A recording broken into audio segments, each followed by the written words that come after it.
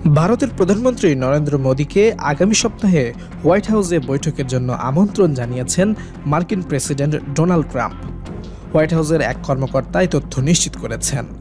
যুক্তরাষ্ট্রের একটি সামরিক উড়োজাহাজে করে অবৈধ ভারতীয় অভিবাসীদের ফেরত পাঠানোর কয়েক ঘন্টা পরেই এই তথ্য জানা গেল।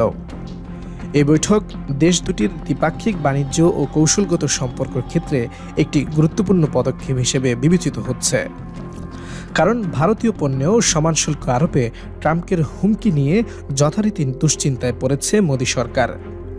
এর আগে গত ২৭ জানুয়ারি ট্রাম্প ও মোদীর মধ্যে ফোন আলাপ হয়। সে সময় উভয় নেতা অভিবাসন নীতি, নিরাপত্তা সহযোগিতা ও দ্বিপাক্ষিক বাণিজ্য নিয়ে আলোচনা করেন। ট্রাম্প ভারতকে আরও বেশি মার্কিন প্রতিরক্ষা সরঞ্জাম কেনার ওপর জোর দেন ও বাণিজ্যে ভারসাম্য আনার প্রয়োজনীয়তা উল্লেখ করেন। ভারত ও যুক্তরাষ্ট্র চীনের বিরুদ্ধে কৌশলগত অংশীদারিত্ব গড়ে তুলেছে। ভারত চায় যুক্তরাষ্ট্রের সঙ্গে বাণিজ্যিক সম্পর্ক আরও গভীর করতে ও দক্ষ কর্মীদের জন্য ভিসা প্রক্রিয়া সহজ করতে।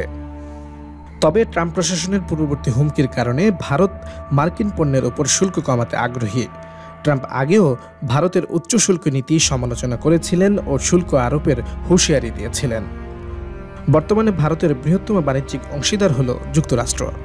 ২০২৩-২৪ অর্থ বছরে দুই দেশের মধ্যে বাণিজ্যের পরিমাণ $১১,৮০০ কোটি ছাড়িয়েছে, যেখানে ভারত $৩,২০০ কোটি বাণিজ্য উদ্ধৃত বজায় রেখেছে।